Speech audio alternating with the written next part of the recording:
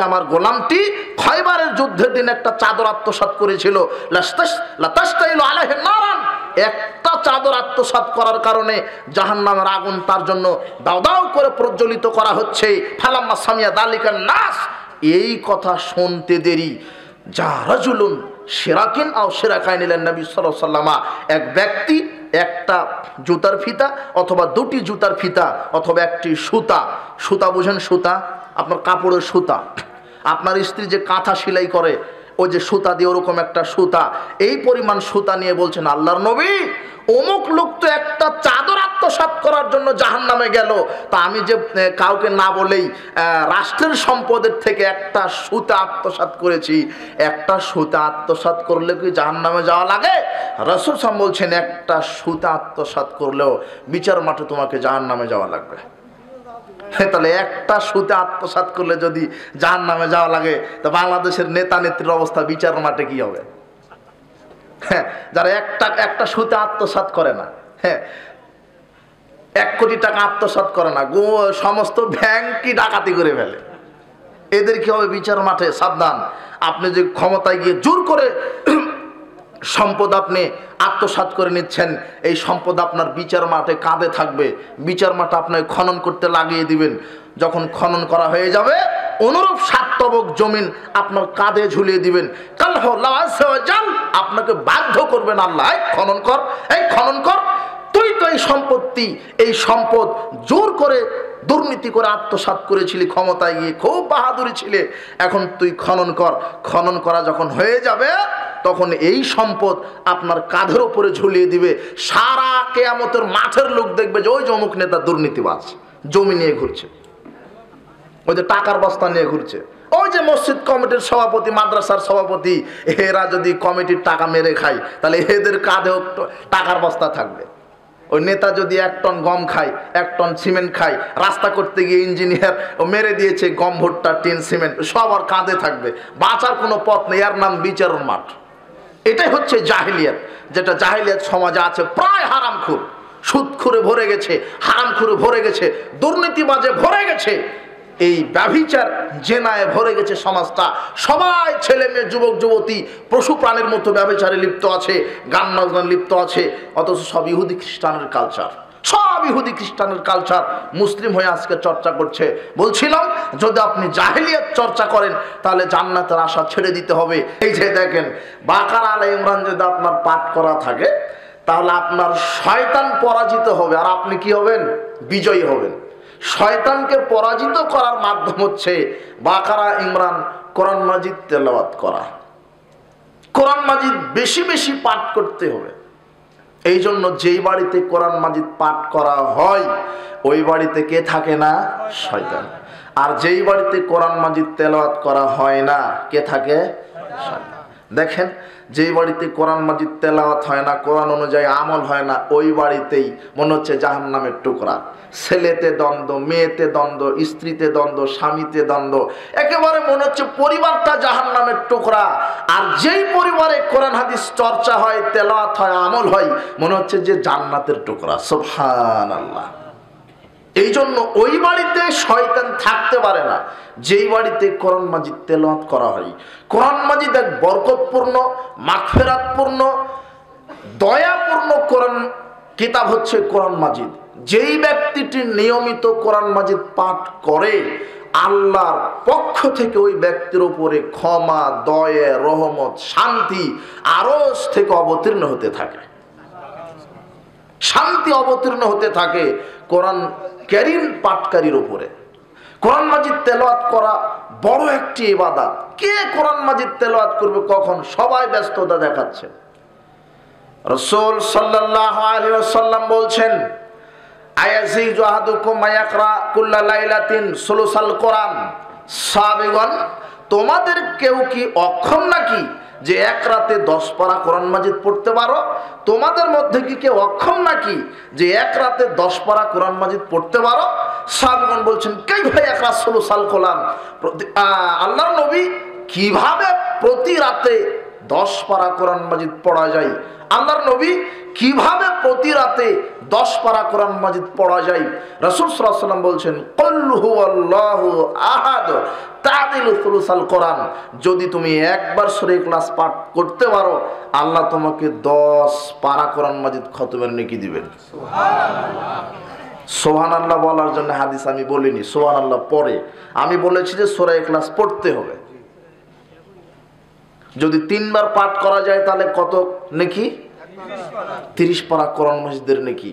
3 বার ইখলাস পড়তে 1 মিনিটও লাগে না। কয় মিনিট লাগে না? 1 মিনিটও লাগে না। তার মানে 1 মিনিটে 30 পারা কোরআন মাজিদ খতমের নেকি যদি আপনি শুরু থেকে শেষ পর্যন্ত 3 বার সূরা ইখলাস পাঠ করতে পারেন। পড়ে কি আপনার ছেলে মোবাইল নিয়ে বসে আছে, আর আপনি চায়ের দোকানে গীবত নিয়ে বসে আছেন, আর আপনার স্ত্রী আর একটা প্রতিবেশীর বাড়িতে গিয়ে গীবতের তাফসীর মাহফিলে বসে আছে। পড়বে কখন?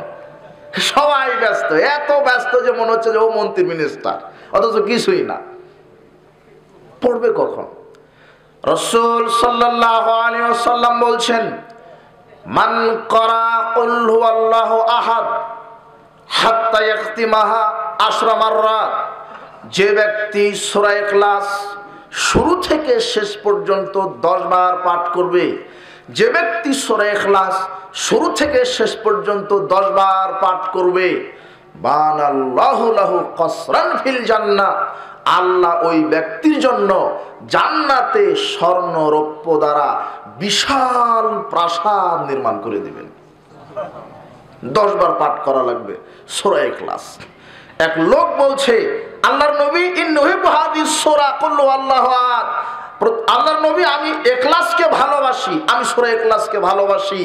রাসূল সাল্লাল্লাহু আলাইহি ওয়াসাল্লাম বলছেন, ইন্না হুব্বাকা ইয়াকা আদখালাহুল্লাহুল জান্নাহ আদখালাহুল জান্নাহ, এই সূরা ইখলাসের ভালোবাসাই তোমাকে জান্নাতে পৌঁছে দিবে। ইখলাসের প্রতি যে তোমার ভালোবাসা, এই ভালোবাসাই তোমাকে জান্নাতে পৌঁছে দিবে। রাসূল সাল্লাল্লাহু আলাইহি ওয়াসাল্লাম রাস্তা দিয়ে হেঁটে যাওয়ার সময় এক ব্যক্তি সূরা ইখলাস পাঠ করলেন। ইখলাস পাঠ করা শুনতে পেয়ে মুহাম্মদ সাল্লাল্লাহু আলাইহি ওয়াসাল্লাম বলছেন ওয়াজাবাত। এক সাহাবী বলছেন, আল্লাহর নবী কি ওয়াজিব হয়ে গেল? আল্লাহর নবী কি ওয়াজিব হয়ে গেল? রাসূল সাল্লাল্লাহু আলাইহি ওয়াসাল্লাম বলছেন, ওই যে দেখো কে সূরা ইখলাস পাঠ করলো, ও যে সূরা ইখলাস পাঠ করলো, আল্লাহ তার উপরে জান্নাতকে ওয়াজিব করে দিল। সূরা ইখলাস কোরআন মাজিদের সাথে ভালো সম্পর্ক। কোরআন মাজিদ বেশি বেশি পাঠ করতে হবে। আপনি যত বেশি কোরআন মাজিদ পাঠ করবেন, শয়তানকে আপনি তত পরাজিত করতে পারবেন, নিজে বিজয় লাভ করতে পারবেন। এই জন্য কোরআনের সাথে সম্পর্ক যাদের যত বেশি, ঈমান তাদের তত বেশি, পাপ তাদের তত কম। কোরআন থেকে যারা যত দূরে, ঈমান তাদের তত কম, পাপ তাদের তত বেশি। কাজেই আল্লাহ সুবহানাহু ওয়া তাআলা আমাদেরকে কোরআনের সাথে সুসম্পর্ক বজায় রাখার তৌফিক দান করুন, আল্লাহুম্মা আমিন। বিচার মাঠে 5টি জিনিস আপনার পক্ষে সাক্ষী দিবে। বিচার মাঠে আল্লাহর সামনে 5টি জিনিস আপনার পক্ষে আল্লাহর নিকটে সুপারিশ করবে। তার এক, কোরআন মাজিদ। বিচার মাঠে কোরআন মাজিদ প্রতিপালককে বলবে, প্রতিপালক এই লোকটাকে আমি রাতে ঘুমাতে দিইনি, রাত জেগে জেগে কোরআন মাজিদ পাঠ করেছে, কাজে এই লোকটাকে ক্ষমা করে জান্নাত দিতে হবে। প্রতিপালক কোরআন মাজিদকে বলবেন, কোরআন আমি আজকে তোমার প্রতিপালক বলছি, আমি ওই কোরআন মাজিদ পাঠকারীকে, ওর আমলকারীকে আমি আজকে ক্ষমা করে জান্নাত দিয়ে দিলাম। 2, হাতের আঙ্গুল। হাতের আঙ্গুল আপনার ব্যাপারে আল্লাহর নিকটে সুপারিশ করবে। হাতের আঙ্গুল বলবে, প্রতিপালক এই লোকটি আঙ্গুল দিয়ে তাসবিহ তাহলিল জিকির আজগার করেছে, এই লোকটি হাতের আঙ্গুল দিয়ে তাসবিহ তাহলিল জিকির আজগার করেছে, সুবহানাল্লাহ, আলহামদুলিল্লাহ, লা ইলাহা ইল্লাল্লাহ, আল্লাহু আকবার বলেছে, আস্তাগফিরুল্লাহ পাঠ করেছে। কাজেই এই জিকিরকারী, এই তাসবিহ পাঠকারীকে ক্ষমা করে দিতে হবে। আল্লাহ আঙ্গুলের সুপারিশ কবুল করে এই তাসবিহ পাঠকারীকে জান্নাতে প্রবেশ করাবেন। 3, সিয়াম। সিয়াম আপনার ব্যাপারে প্রতিপালকের কাছে সুপারিশ করবে। সিয়াম বলবে, প্রতিপালক এই লোকটাকে আমি সুবে সাদিক থেকে নিয়ে সূর্যাস্ত পর্যন্ত কোনো কিছু খেতে দিইনি, কোনো কাবিরা গুনাহ পাপ করতে দিইনি, একে যৌন সম্ভোগ থেকে বিরত রেখেছি, যাবতীয় অশ্লীল ফায়সামূলক কাজ থেকে বিরত রেখেছি, কাজে একে ক্ষমা করে জান্নাত দিতে হবে। সিয়ামের সুপারিশ কবুল করে সায়েমকে আল্লাহ জান্নাতে প্রবেশ করাবেন। চার হাজর আসওয়াদ। রাসূল সাল্লাল্লাহু আলাইহি ওয়াসাল্লাম বলছেন হাজর আসওয়াদকে বিচার মাঠে দুটি আল্লাহ চোখ দান করবেন, একটি জিহ্বা দান করবেন যেটা কালো পাথর। হাজিরা মক্কাতে গিয়ে হজ করার সময় যারা চুম্বন দেয়, এই কালো পাথর বিচার মাঠে কথা বলবেন, প্রতিপালকের নিকটে বলবেন, প্রতিপালক আমাকে এই লোকটি চুম্বন করেছে, কাজেই ক্ষমা করেন, জান্নাত দেন। প্রতিপালক বলবেন ঠিক আছে হাজর আসওয়াদ, আমি আজকে তোমার সুপারিশ কবুল করলাম, লোকটাকে আমি জান্নাতে প্রবেশ করালাম। পাঁচ, আপনি যে এখন বসে আছেন এই জায়গা। 5 নম্বর কি? আপনি যে এখন যে জায়গায় বসে আছেন এই জায়গা, এই জায়গায় বিচার মাঠে বলবে প্রতিপালক অমুক দিন অমুক জায়গাতে আমার বুকের ওপর বেশি লোকটি কোরআন হাদিস শুনেছিল, কাজেই লোকটাকে ক্ষমা করে দেন। আল্লাহ বলবেন ঠিক আছে, লোকটাকে আমি ক্ষমা করে দিলাম, জান্নাতে প্রবেশ করালাম। এই জন্য আল্লাহর জমিনে খারাপ কাজ করবেন না। খারাপ করলেও জমিন বিচার মাঠে টপ টপ করে বলে দিবে, ভালো করলেও বলে দিবে। জমিন একটা আশ্চর্য বস্তু, একেবারে ক্যামেরার মতো সবকিছু অডিও ভিডিও করে রাখছে। আপনি কোথায় কি করছেন, ইয়াউমাইদিন তুহাদ্দিসু আখবারাহা, সেদিন বিচার মাঠে সব আল্লাহর কাছে বলে দিবে যে আমার বুকের উপরে উঠে এই মহিলাটি, এই নারীটি, এই ছেলেটি, এই যুবক, এই যুবতী এই পাপ করেছিল অথবা এই নেকি করেছিল। যেখানে যেই অবস্থাতে যেই জায়গায় ভালো করলো ওই জায়গা আল্লাহর কাছে বলে দিবে। খারাপ কর্মতে ভালো কাজ করেন, বিচার মাঠে আপনার এই জমিন আল্লাহর কাছে সুপারিশ করে আপনাকে জান্নাতে নিয়ে যাবে যে কোনো মূল্যে। সুবহানাল্লাহ। তার মধ্যে একটা কোরআন মাজিদ। এই জন্য কোরআনের সাথে সম্পর্ক রাখবেন, শয়তান পরাজিত হবে, আপনি বিজয়ী হবেন। কোরআন মাজিদ তেলাওয়াত করলে শয়তান থেকে আল্লাহ আমাদেরকে বাঁচিয়ে রাখেন। শয়তানের কুমন্ত্রণা এবং তার প্রয়োজনা অনিষ্টতা থেকে বাঁচার দ্বিতীয় মাধ্যম বেশি বেশি তাসবিহ তাহলিল জিকির আজগার করা। 2 নম্বর কি বললাম বলেন তো? বেশি বেশি তাসবিহ তাহলিল জিকির আজগার করা। রাসূল সাল্লাল্লাহু আলাইহি ওয়াসাল্লাম বলছেন যে ব্যক্তি বেশি বেশি তাসবিহ তাহলিল জিকির আজগার করবে ওই ব্যক্তিকে শয়তানের অনিষ্টতা থেকে আল্লাহ বাঁচিয়ে রাখবেন। সুবহানাল্লাহ, আলহামদুলিল্লাহ, লা ইলাহা ইল্লাল্লাহ, আল্লাহু আকবার, আস্তাগফিরুল্লাহ, আস্তাগফিরুল্লাহ, এভাবে আল্লাহর জিকির করবেন। তাহলে আপনার অন্তরে শুধু আল্লাহর জিকির জপে আপনি জিকির করেন আল্লাহর, তাহলে অন্তর আপনি শয়তান মুক্ত থাকতে পারবেন। আপনার অন্তরকে আল্লাহ শয়তান মুক্ত করে রাখবেন যদি আপনি বেশি বেশি জিকির করেন। তার বিশেষ কিছু জিকির আছে, সুবহানাল্লাহ, আলহামদুলিল্লাহ, লা ইলাহা ইল্লাল্লাহ, আল্লাহু আকবার, যাতে সব সময় স্মরণে আল্লাহর জিকির করেন, আল্লাহকে যেন স্মরণ করেন, আপনার অন্তরে যেন শয়তান প্রবেশ না করতে পারে। যেই অন্তর, যেই কল্প সব সময় আল্লাহর জিকির করে সেই অন্তরে শয়তান থাকতে পারে না। আর যেই অন্তর, যেই কল্পটা আল্লাহর জিকির করে না সেই অন্তরে কে থাকে? শয়তান। কাজেই অন্তরকে শয়তান মুক্ত করার আরেকটি হাতিয়ার হচ্ছে বেশি বেশি জিকির আজগার তাসবিহ তাহলিল করা।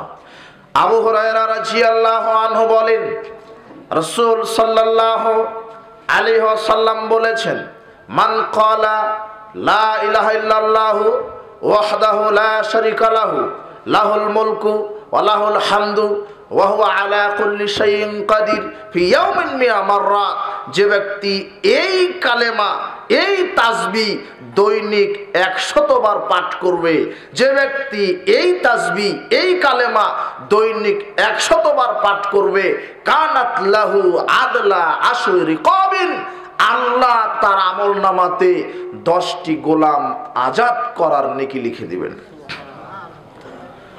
কাতাবাত ওয়া কুতিবাত লাহু মিয়াতু হাসানাতিন, তার জন্য 100টি নেকি লিখে দিবেন। ও মুহাইয়াত আনহু মিয়াতু সায়াতিন, 100টি পাপকে ধ্বংস করে দিবেন, 100টি পাপ তার আমলনামা থেকে মুছিয়ে দিবেন।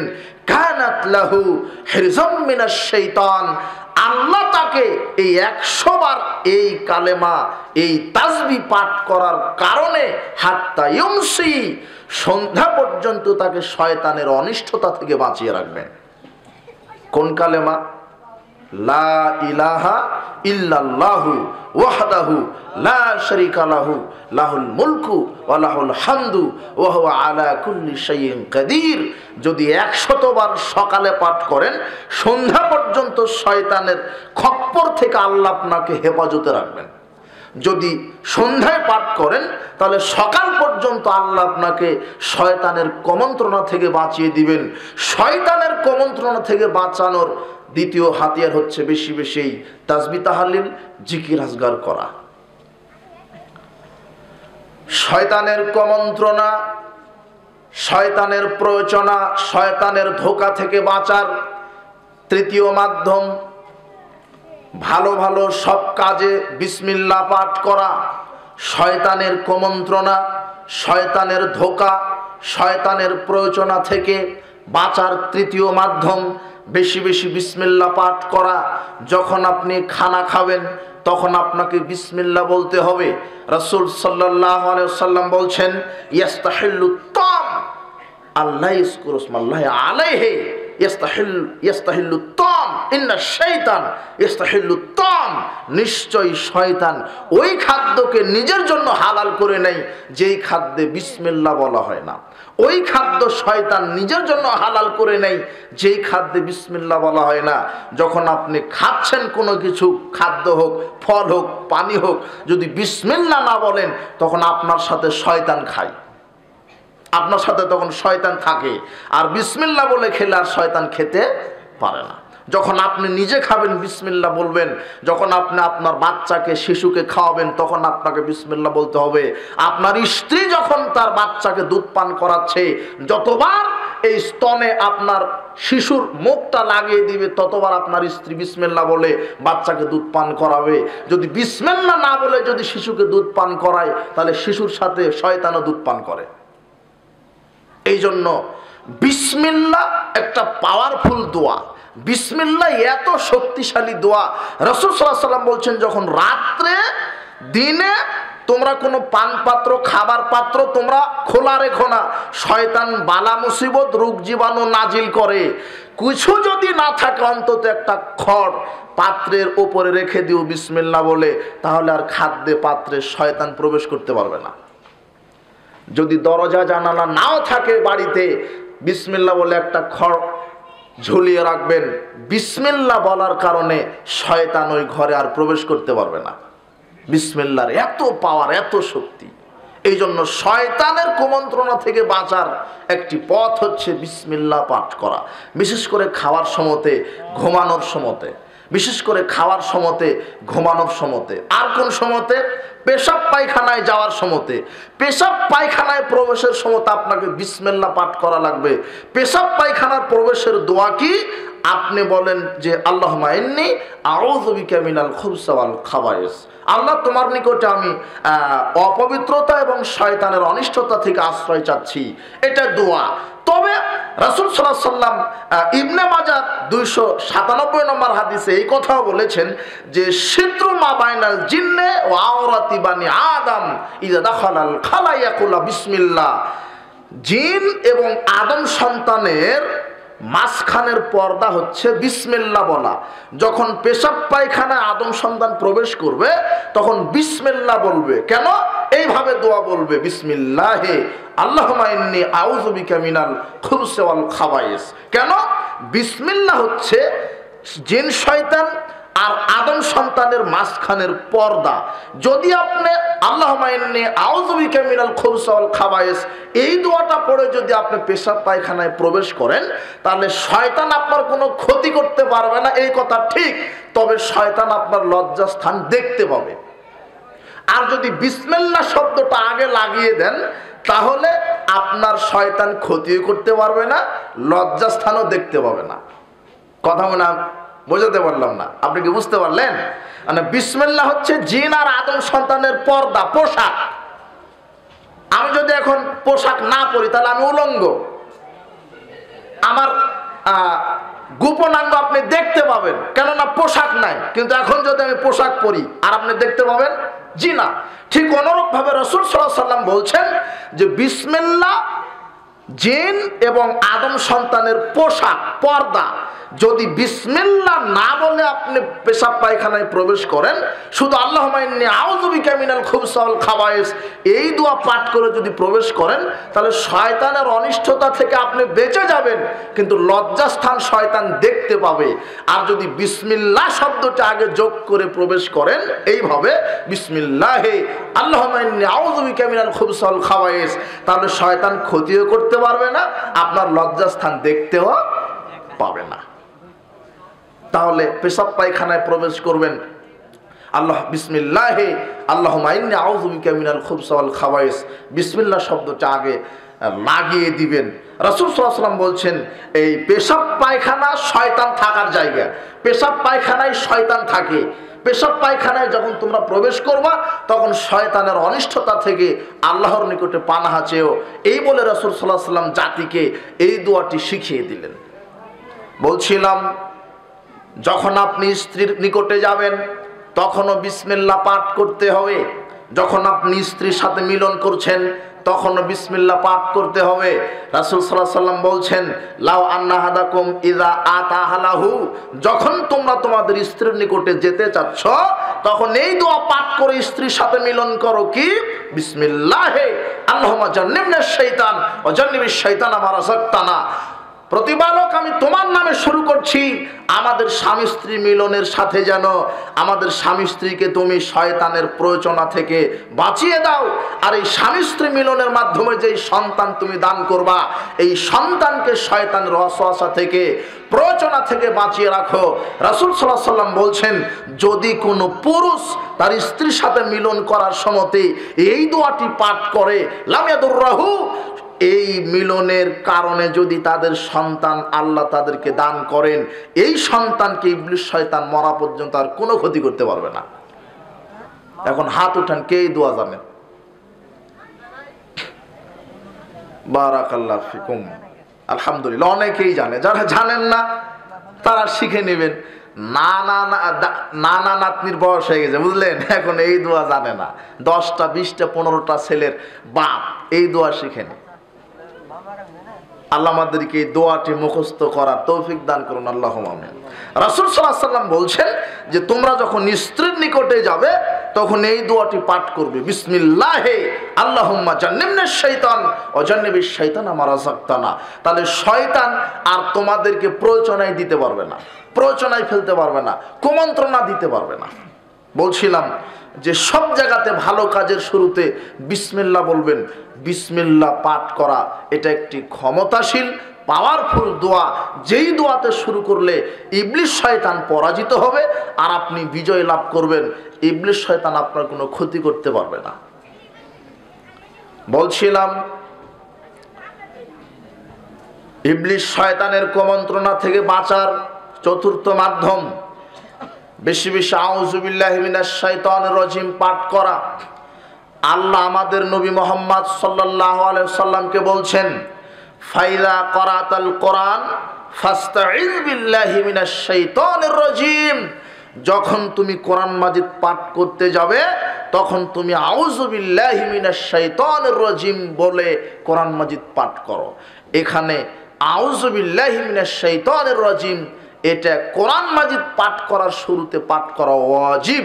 যদি আপনি এটা না বলে কোরআন মাজিদ পাঠ করতে থাকেন তাহলে শয়তান আপনার অন্তরে কুমন্ত্রণা দিবে। আল্লাহর শ্রেষ্ঠ কিতাব হচ্ছে কোরআন মাজিদ।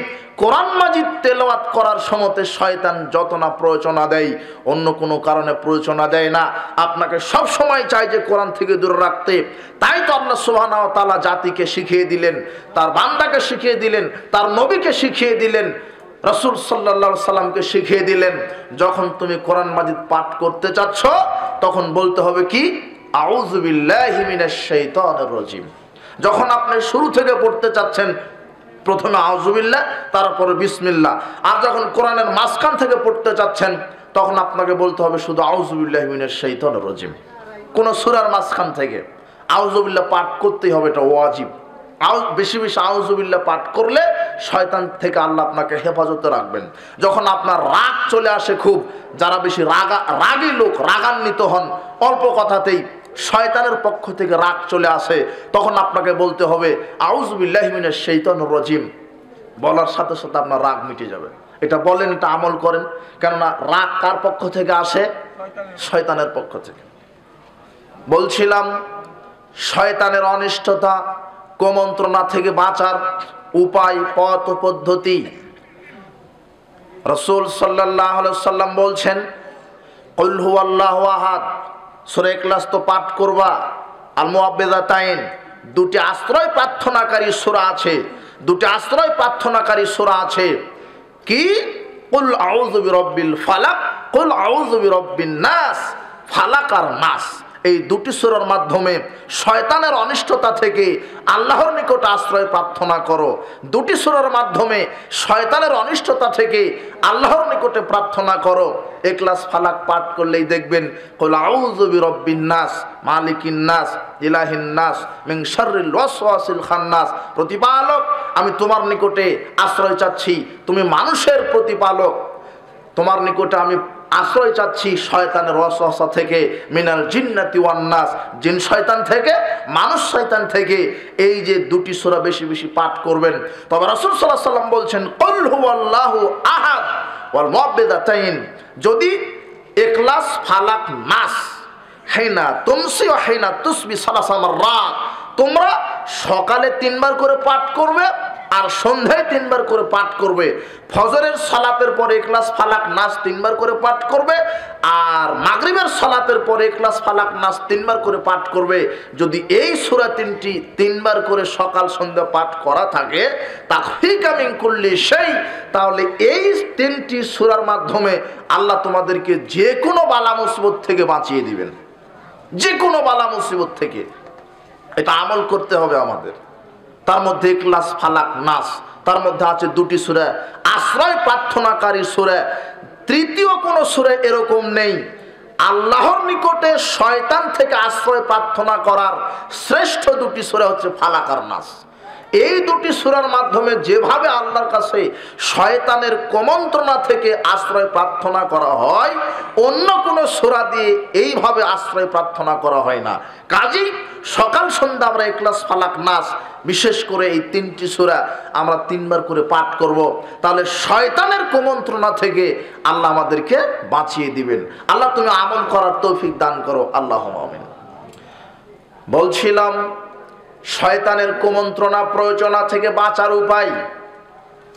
এরপরে 5 নাম্বার 6 নাম্বার উপায় ওযু করা, এবং ওযু করার সময়তে নাক ভালোভাবে পরিষ্কার করা।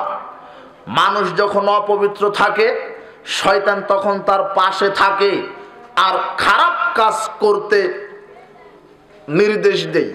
ইন্নামা ইয়ামুরুকুম বিসসুই ওয়াল ফাহশাই, নিশ্চয়ই শয়তান মানুষকে মন্দ কাজ এবং অশ্লীল কাজ করার জন্য নির্দেশ দেয়। নিশ্চয়ই শয়তান মানুষকে মন্দ কাজ, খারাপ কাজ আর অশ্লীল কাজ করতে নির্দেশ দেয়। এই জন্য আপনি সব সময় পবিত্র থাকবেন, বিশেষ করে ওযু করবেন।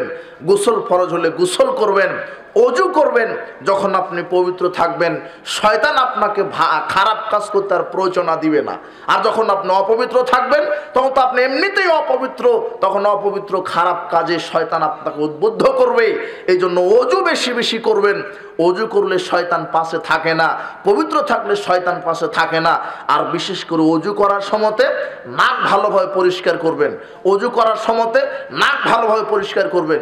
কিভাবে দেখেন তো আপনার ওযুটা কিভাবে করেন। রাসূল সাল্লাল্লাহু আলাইহি ওয়াসাল্লাম ওযুর পদ্ধতি এভাবে বলে দিচ্ছেন। প্রথমে ওযু করার শুরুতে বিসমিল্লাহ, প্রথমে নিয়াত করবেন। নিয়ত করার পর ওযুর শুরুতে কি বলবেন? বিসমিল্লাহ।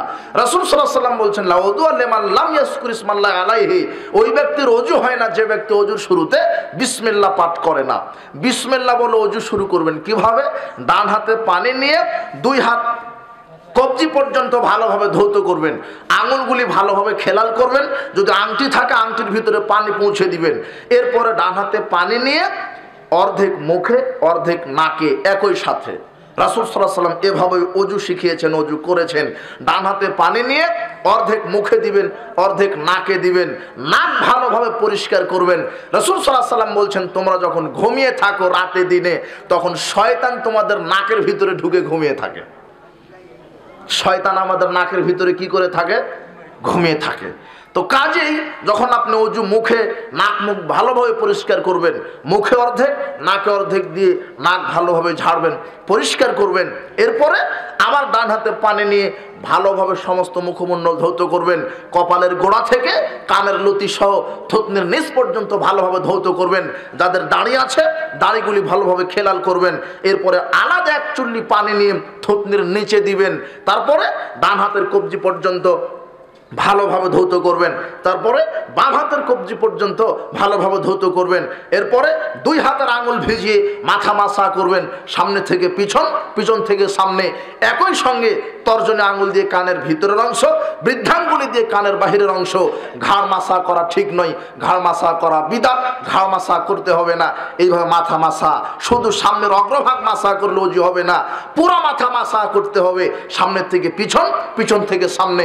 এভাবে আপনি মাথা মাসা করবেন একবার, নারী পুরুষের একই বিধান। এরপরে ডান পায়ের টাকনু পর্যন্ত ভালোভাবে ধৌত করবেন, বাম পায়ের টাকনু পর্যন্ত ভালোভাবে ধৌত করবেন। অজুর অঙ্গগুলি একবার করে ধৌত করা ফরজ, দুইবার সর্বোচ্চ তিনবার ধৌত করা সুন্নাত। অজু শেষ করে রাসূল সাল্লাল্লাহু আলাইহি ওয়াসাল্লাম বলছেন, কেউ যদি পাঠ করতে পারে আশহাদু আল্লা ইলাহা ইল্লাল্লাহু ওয়াহদাহু লা শারীকা লাহু ওয়া আশহাদু আন্না মুহাম্মাদান আবদুহু ওয়া রাসূলুহু ফুতিহাত লাহু আবওয়াবুল জান্নাতি সামানিয়া, যদি কালেমা শাহাদাত অজু পাঠ করার পরে বলতে পারে, তাহলে আল্লাহ ওই নারী পুরুষের জন্য জান্নাতের 8টি দরজা খুলে দিবে। তো আপনাকে অজুর পদ্ধতি এ কারণে বললাম যে অজুর পদ্ধতির মধ্যে একটা পদ্ধতি আছে যে ভালো করে নাক কি করা, পরিষ্কার করা। নাকের ভিতরে কি থাকে? শয়তান থাকে। এই জন্য আপনি অজু করার সময়তে নাক ভালোভাবে পরিষ্কার করবেন। ওই নাকের ভিতরে শয়তান থাকার কারণে সলাতে আপনাকে ওই শয়তান যদি ভালোই যাবে আর সলাতে আপনাকে ওয়াসওয়াসা দিবে যে এটা করো, এটা মনে করো, এটা মনে করো, তাই তো আপনাকে দেয়। নাকটা ভালোভাবে পরিষ্কার হয়নি, শয়তান দূর হয়নি, ওই শয়তান আপনাকে বলে উস্কুর কাদা, উস্কুর কাদা, এটা স্মরণ করো, এটা স্মরণ করো, ব্যবসা স্মরণ করো, স্ত্রীকে স্মরণ করো, ছেলেকে স্মরণ করো। সলাতে দাঁড়ালে অনেক চিন্তায় আসে, কেন? শয়তান আপনার সাথে আসে, এই কারণে শয়তান আপনি দূর করতে পারেন না। এই জন্য ভালোভাবে ওযু করবেন যাতে শয়তান আপনার নিকট থেকে চলে যায়। নাক ভালোভাবে পরিষ্কার করবেন যাতে শয়তান আপনার নিকট থেকে চলে যায়। বলছিলাম শয়তানের কুমন্ত্রণা, প্রয়োজনা থেকে বাঁচার উপায়। যখন আপনি মসজিদে প্রবেশ করবেন, মসজিদে প্রবেশের দোয়া আছে, আপনি জানেন, আল্লাহুম্মা আফতাহ লি আবওয়াবা রাহমাতিক, এটা দোয়া। তবে রাসূল সাল্লাল্লাহু আলাইহি ওয়াসাল্লাম বলছেন যে আব্দুল্লাহ বিন আমর ইবনে আস রাদিয়াল্লাহু আনহু নবী করিম সাল্লাল্লাহু আলাইহি সাল্লাম থেকে বর্ণনা করছেন, আন্নাহু ইযা কানা ইযা দাখালাল মসজিদ, রাসূল সাল্লাল্লাহু আলাইহি সাল্লাম যখন মসজিদে প্রবেশ করতেন তখন এই দোয়া পাঠ করে প্রবেশ করতেন। দোয়াটা কি? আউযু বিল্লাহিল আযীম ওয়া বিওয়াজহিল কারীম ওয়া সুলতানিহিল কদীম মিনাশ শাইতানির রাজীম। এই দোয়াটা পাঠ করে মসজিদে প্রবেশ করতেন। এটা শয়তানের ওয়াসওয়াসা থেকে বাঁচার একটি বড় দোয়া। রাসূল সাল্লাল্লাহু আলাইহি সাল্লাম বলছেন, এই দোয়াটা যদি কেউ পাঠ করে মসজিদে প্রবেশ করার সময়, ক্বালা শাইতান, শয়তান তখন বলে, ইবলিশ তখন বলে যে হুফিজা মিন্নি সাইরাল ইয়াউম, এই ব্যক্তিটি আমার কুমন্ত্রণা থেকে সারা দিনের জন্য নিজেকে বাঁচিয়ে নিল। সুবহানাল্লাহ। এই দোয়াটি যদি আপনি পাঠ করতে পারেন, ইবলিশ শয়তান বলে, এই দোয়াটা যদি কোনো মানুষ পাঠ করে, কোনো ব্যক্তি যদি পাঠ করে, তাহলে শয়তান বলে যে আমার কুমন্ত্রণা থেকে সারা দিন নিরাপদ হয়ে গেল। দোয়াটা কি? আউযু বিল্লাহিল আযীম ওয়া বিওয়াজহিল কারীম ওয়া সুলতানিহিল কদীম মিনাশ শাইতানির রাজীম। শয়তানের কুমন্ত্রণা থেকে বাঁচার একটি বড় দোয়া। এই দোয়াটা যদি আপনি পাঠ করেন তাহলে শয়তানের কুমন্ত্রণা থেকে আল্লাহ আপনাকে বাঁচিয়ে দিবেন। বলছিলাম শয়তানের কুমন্ত্রণা থেকে বাঁচার অনেক আমল আছে। এই জন্য আপনাকে বলছি, শয়তান যে এলাকাতে থাকে, যেই জায়গাতে থাকে, আরেকটি শয়তানের ওয়াসওয়াসা থেকে বাঁচার মাধ্যম, শয়তান, জিন শয়তান যেগুলিতে যে আস্তানাতে থাকে, ওই আস্তানার দিকে আপনি যাবেন না, তাহলে আপনাকে শয়তান আক্রমণ করবে। রাসূল সাল্লাল্লাহু আলাইহি সাল্লাম বলছেন যে যখন সন্ধ্যা হয়ে যায়, সন্ধ্যা শুরু হলো কেবলে, এমন সময়তে ছোট ছেলে মেয়েকে বাড়ির বাইরে যেতে দিও না। কেননা সন্ধ্যা যখন শুরু হয় ওই সময়তে শয়তান মানুষের আকৃতিতে ঘুরে বেড়ায়, শয়তান ঘুরে বেড়ায়, মানুষকে ওয়াসওয়াসা দেয়, ছেলে মেয়েকে নষ্ট করে ফেলে। কাজেই যখন সন্ধ্যা হয়ে যাচ্ছে ওই সময়তে আপনার ছেলে মেয়েকে বাড়ির বাইরে যেতে দিবেন না। যখন সন্ধ্যা হয়ে যায় তখন শয়তান মানুষের আকৃতিতে ঘুরে বেড়ায়, অথবা শয়তান মানুষকে, ছোট ছোট বাচ্চা ছেলে মেয়েকে প্ররোচনা দেয়, নষ্ট করে ফেলে, ওয়াসওয়াসা দেয়, তাদেরকে পথভ্রষ্ট করে ফেলে। কাজেই শয়তানের ওয়াসওয়াসা, শয়তানের প্ররোচনা থেকে বাঁচার আল্লাহ সুবহানাহু ওয়া তাআলা অনেক মাধ্যম বলে দিয়েছেন। এই মাধ্যমগুলি যদি আমরা ফলো করি তাহলে আমরা শয়তানের কুমন্ত্রণা থেকে আল্লাহ আমাদেরকে বাঁচিয়ে দিবেন। আমরা আল্লাহর নিকটে দোয়া করি, প্রতিপালক, মানুষের সবচেয়ে বড় শত্রু হচ্ছে শয়তান। শয়তানের এত ক্ষমতা, রাসূল সাল্লাল্লাহু আলাইহি ওয়াসাল্লাম বলছেন ইন্না শাইতান ইয়াজরি ফিল ইনসান মাজরাদ দাম। শয়তান মানুষের শরীরে ওইভাবে চলে যেমন মানুষের শরীরে রক্ত চলাচল যেভাবে করে, রক্ত যেভাবে চলাচল করে ওইভাবে শয়তান মানুষের শরীরে চলাচল করে। শয়তান সব সময় তার অন্তরে কুমন্ত্রণা দেয় যে খারাপ কাজ করো, এই করো, আল্লাহর নাফরমানি করো, সুদ ভক্ষণ করো, জুয়া খেলো, লটারি খেলো, গান বাজনা শ্রবণ করো, আরে সালাত আদায় করা লাগবে না, এখনো তোমার বয়স হয়নি। এইভাবে তার শয়তান আপনাকে আল্লাহর ইবাদত থেকে, আল্লাহর কোরআন হাদিস থেকে আপনাকে অনেক দূরে সরিয়ে দিতে চাই। এই জন্যই বর্তমান সমাজে মানুষ, অধিকাংশ মানুষ শয়তানের গোলামি করে, আল্লাহর দাসত্ব থেকে অনেক পিছিয়ে। প্রায় সমাজের মানুষ আজকে জাহেলিয়াত চর্চা করছে, প্রায় হারামখোর, প্রায় বিড়ি সিগারেট, জর্দা গলিয়া বা ফেন্সিডিল সেবন করে। বর্তমান সমাজটা মাদকতায় ছেয়ে গেছে। আল্লাহ সুবহানাহু ওয়া তাআলা বলছেন যে ইয়া আইয়ুহাল্লাযীনা আমানু ইন্নামাল খামরু ওয়াল মাইসিরু ওয়াল আনসাবু ওয়াল আজলামু রিজসুম মিন আমালিশ শাইতান। পৃথিবীর বিশ্বাসীগণ, নিশ্চয় মদ, জুয়া, লটারি, ছবি মূর্তি এগুলি শয়তানের কাজ। ফাজতানিবুহু, এই শয়তানি কাজ থেকে বিরত থাকো। লাআল্লাকুম তুফলিহুন, যাতে করে তোমরা সফলতা অর্জন করতে পারো। আল্লাহ নিজে বলছেন তোমরা শয়তানি কর্মকাণ্ড থেকে বিরত থাকো। শয়তানের কাজ হচ্ছে মদ পান করা, শয়তানের কাজ হচ্ছে জুয়া লটারিতে অংশগ্রহণ করা, শয়তানের কাজ হচ্ছে ছবি মূর্তি, খানকা মাজার, পীর পূজা, উসিলা পূজা, গাউস পূজা, কুতুব পূজা, এই ছবি মূর্তিকে সম্মান করা, এগুলি শয়তানের কাজ। গান বাজনা শ্রবণ করা, জেনা ব্যভিচারে অংশগ্রহণ করা, সুদ ভক্ষণ করা, হারাম ভক্ষণ করা, এগুলি শয়তানের কাজ। প্রায় সমাজে হারামখোর, প্রায় সমাজে জাহেলিয়াত চর্চা করছে। বেপর্দা নারীটা জাহেল, ওই যে মদখোর, গাঁজাখোর, বিড়িখোর, বেনামাজি জাহেল। রাসূল সাল্লাল্লাহু আলাইহি ওয়াসাল্লাম বলছেন মান দাবি দাওয়াল জাহেলিয়া, যে ব্যক্তি জাহেলিয়াতের পথে চলে, রাসূল সাল্লাল্লাহু আলাইহি ওয়াসাল্লাম বলছেন ইয়া আইয়ুহান নাস, পৃথিবীর মানুষ, আলা কুল্লি শাইইন মিন আমরিল জাহেলিয়াতি তাহতা কাদামাইয়া মাউদু, আমি মুহাম্মদ সাল্লাল্লাহু আলাইহি ওয়াসাল্লাম জাহেলি যুগের সব রীতিনীতি কর্মকাণ্ডকে পায়ের নিচে কবর দিলাম। সুদ জাহেলিয়াত, ঘুষ জাহেলিয়াত, দুর্নীতি জাহেলিয়াত। আমি সর্বপ্রথম যেই জাহেলিয়াতকে কবর দিলাম সেটা হচ্ছে সুদ।